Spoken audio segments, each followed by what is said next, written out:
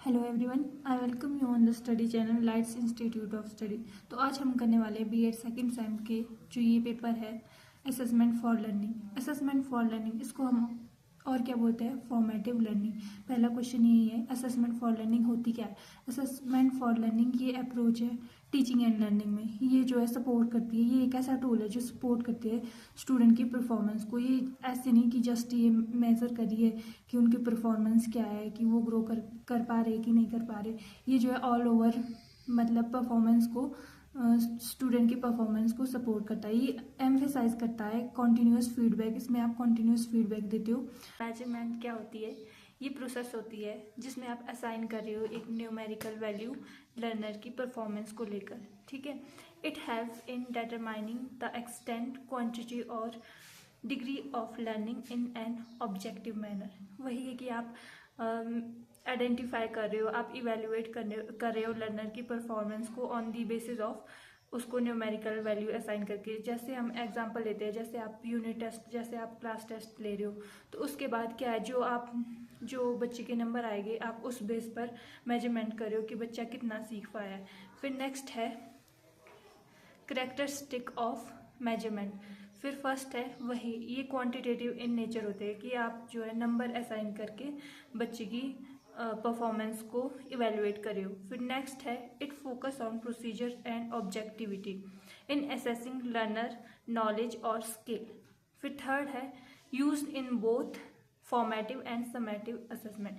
ये यूज़ होती है, जो ये मेजरमेंट है ये यूज़ होती है बोथ फॉर्मेटिव और समेटिव असेसमेंट। जैसे फॉर्मेटिव असेसमेंट होती है जो आप ड्यूरिंग द कोर्स करते हो, जैसे आप क्विज लेते हो या डिस्कशन करते हो क्लास में, डिबेट वगैरह, वो आते हैं आपके फॉर्मेटिव असेसमेंट में। फिर नेक्स्ट है समेटिव असेसमेंट। इसमें जो एंड ऑफ द ईयर या एंड ऑफ द कोर्स आप असेसमेंट करते हो, जैसे आपके फाइनल एग्जाम वगैरह हो गए। फिर नेक्स्ट है टाइप ऑफ मेजरमेंट। इसका ये आपने फ्लो चार्ट के थ्रू अगर आप अच्छे से बनाओगे एग्जाम में तो आपका जो पेपर है वो ज़्यादा अट्रैक्टिव लगेगा। तो टाइप ऑफ मेजरमेंट है, पहला है डायरेक्ट। ठीक है, इसमें क्या है, आप जैसे यूनिट पढ़ा रहे हो उसके बाद आप टेस्ट ले रहे हो, टेस्ट स्कोर अटेंडेंस परफॉर्मेंस। ठीक है, इनडायरेक्ट में क्या होता है, major abstract trait like intelligence और क्रिएटिविटी थ्रू साइकोलॉजिकल टेस्ट और सर्वे। फिर नेक्स्ट है असेसमेंट। जैसा कि हम पहले डिस्कस कर चुके हैं, असेसमेंट एक ब्रॉडर टर्म है that refer to the systematic collection, review and use of information जो आपकी इम्प्रूव कर रही है लर्निंग और टीचिंग प्रोसेस को। ये मतलब क्वालिटेटिव भी होती है इन नेचर में और क्वांटिटेटिव भी होती है। टू इवेलुएट क्वालिटेटिव मेथड और क्वांटिटेटिव मेथड से स्टूडेंट की प्रोग्रेस को इवेलुएट कर सकते हो। फिर नेक्स्ट है कैरेक्टरिस्टिक ऑफ असेसमेंट। पहला है बोथ क्वांटिटेटिव एंड क्वालिटेटिव। ये जो असेसमेंट होती है ये आपकी क्वांटिटेटिव इन नेचर होती है और क्वालिटेटिव इन नेचर होती है। इंक्लूड मार्क्स, फीडबैक, ऑब्जर्वेशन और सेल्फ रिफ्लेक्शन। क्वांटिटेटिव हो गई कि आप मार्क्स के जैसे न्यूमेरिकल वैल्यू असाइन कर रहे हो। फिर क्वांटिटेटिव होगी कि आप न्यूमेरिकल वैल्यू असाइन कर रहे हो, जैसे कि आप यूनिट टेस्ट ले रहे हो तो आप न्यूमेरिकल बेस पर उस बच्चे की जो है परफॉर्मेंस को इवेलुएट कर रहे हो। फिर नेक्स्ट है ये क्वालिटेटिव क्या है कि आप ऑब्जर्व कर रहे हो कि बच्चा कितना सीख पा रहा है क्लास में। फिर सेकंड है it help in identifying strength and weakness. वही जो मैंने बोला कि ये हेल्प करता है आइडेंटिफाई करने में स्टूडेंट की स्ट्रेंथ और वीकनेस। ठीक है, बच्चे को कहाँ किस टॉपिक में प्रॉब्लम आ रही है उसको समझने के लिए ये यूजफुल मेथड है। फिर थर्ड है it is an ongoing process aimed at improving student learning. ये जो है ऑनगोइंग प्रोसेस है। ये बेसिकली जैसे कि पहले ही हम डिस्कस कर चुके हैं, ये फॉर्मेटिव इन नेचर होती है। फॉर्मेटिव क्या होती है, आपकी ऑनगोइंग प्रोसेस होती है। आप ड्यूरिंग दी टर्म या कोर्स जो है असेसमेंट आप कर रहे हो वो फॉर्मेटिव होती है। तो ये क्या है, ऑनगोइंग प्रोसेस है। फिर नेक्स्ट है provide feedback to both student and teacher. ये क्या है, फीडबैक प्रोवाइड करती है स्टूडेंट और टीचर को कि स्टूडेंट में कहाँ कमी रह रही है, या टीचर को ये समझने में हेल्प करती है कि उन्हें जो है कौन से मेथड्स लाने चाहिए जिससे बच्चा अच्छे से सीख पाए। डिबेट डिस्कशन हो गए। फिर नेक्स्ट है नेक्स्ट टाइप ऑफ असेसमेंट है summative assessment. Next type of assessment है समेटिव असेसमेंट। इसको हम बोल सकते हैं assessment summative assessment, also called as assessment of learning, conducted at the end of year to evaluate achievement. ये जो है, जो एंड ऑफ द टर्म आप असेसमेंट करते हो उसको बोलते हैं समेटिव असेसमेंट। इसमें आपके एग्जाम्पल आ गए, जैसे फाइनल एग्जाम हो गए, आपके बोर्ड एग्जाम हो गए। फिर थर्ड है डायग्नोस्टिक असेसमेंट। डायग्नोस्टिक असेसमेंट होती है, डायग्नोस्टिक असेसमेंट में क्या है कि आप डायग्नोज कर रहे हो एक तरीके से कि कहाँ पर बच्चे को प्रॉब्लम आ रही है, किस कॉन्सेप्ट को बच्चा समझ नहीं पा रहा, तो वो होती है डायग्नोस्टिक असेसमेंट। ठीक है। फिर नेक्स्ट है फोर्थ टाइप, क्या है, एब्सोल्यूटिव असेसमेंट। इसमें क्या है, it compare a student current performance with there previous performance rather than with their peer. इसमें क्या है कि आप स्टूडेंट की करंट परफॉर्मेंस को कंपेयर कर रहे हो उसकी प्रीवियस परफॉर्मेंस पे। इसमें आप जो है कंपैरिजन नहीं करते student performance with their peer, इसमें ऐसा कुछ नहीं होता। ये हो गया इसके टाइप ऑफ असेसमेंट के, फॉर्मेटिव असेसमेंट और समेटिव असेसमेंट, डायग्नोस्टिक असेसमेंट और फोर्थ है एब्सोल्यूटिव असेसमेंट। फिर नेक्स्ट है आपका evaluation. Evaluation is the process of making judgement about student performance based on assessment data. जो आपने असेसमेंट डाटा कलेक्ट किया है उसके बेस पर बच्चे की आप इवैल्यूएशन कर रहे हो। अब नेक्स्ट है कैरेक्टरिस्टिक ऑफ इवैल्यूएशन। फर्स्ट है quantitative and judgemental in nature. ठीक है, इसको आप फर्दर जो है एक्सप्लेन कर सकते हो।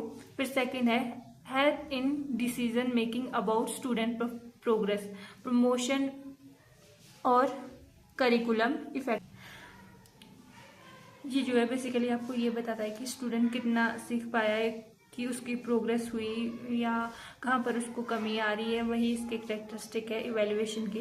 फिर थर्ड है कंपेयर करता है student performance engage set criteria और स्टैंडर्ड, स्टूडेंट परफॉर्मेंस को कंपेयर करता है। फिर नेक्स्ट है इवैल्यूएशन के टाइप। ये बहुत ही इंपॉर्टेंट है, क्राइटेरियन रेफरेंस्ड इवैल्यूएशन और नॉर्म रेफरेंस्ड इवैल्यूएशन। ये आपके टेट सी टेट में भी इस टॉपिक से क्वेश्चन पूछे जाते हैं। आपको स्टेटमेंट दी होगी कि अगर आप कंपेयर कर रहे हो स्टूडेंट परफॉर्मेंस को विद फिक्स्ड क्राइटेरिया, तो उसको आप क्राइटेरियन रेफरेंस्ड बोलते हो या नॉर्म रेफरेंस्ड बोलते हो। तो ये आपने देख लेना बहुत अच्छे से। क्राइटेरियन रेफरेंस्ड इवैल्यूएशन में क्या है, आप स्टूडेंट परफॉर्मेंस को कंपेयर कर रहे हो अगेंस्ट अ फिक्स्ड स्टैंडर्ड। जैसे एंट्रेंस का लेते हैं, नहीं सी टेट और टेट का लेते हैं। अगर आप जो है 90 क्लियर करते हो, 90 से अबव लाते हो, तो आपका टेट और सी टेट क्लियर है। इसमें क्या है, आपका फिक्स्ड क्राइटेरिया सेट किया हुआ है कि अगर आप इससे ऊपर नंबर लाते हो तो आपका वो टेस्ट क्वालिफाई है। तो क्राइटेरियन रेफरेंस्ड में वो होता है। फिर नेक्स्ट है नॉर्म रेफरेंस्ड। इसमें क्या है, आप कंपेयर कर रहे हो स्टूडेंट की परफॉर्मेंस को किसके साथ, with their peer, other student. ठीक है, फॉर एग्जाम्पल जैसे परसेंटाइल मार्किंग हो गए, इसमें आप एक दो एग्जाम्पल और भी ऐड कर सकते हो। Inter relationship between measurement, assessment and evaluation, इससे कई बार आपको क्वेश्चन पूछे गए हैं। फर्स्ट है मेजरमेंट। इसमें क्या है, measurement is the method of giving score to learner after taking test on topic. मतलब कि अगर आप टॉपिक पर टेस्ट ले रहे हो, उसके बाद आप इवेल्युएट कर रहे हो स्टूडेंट की परफॉर्मेंस को। फिर असेसमेंट में क्या है, एनालाइज कर रहे हो आप स्कोर को of measurement, the change in syllabus और refinement is decided called assessment. फिर नेक्स्ट है इवेल्युएशन। इवेल्युएशन क्या होती है, आपकी फाइनल जजमेंटल होती है on the basis of assessment is called evaluation.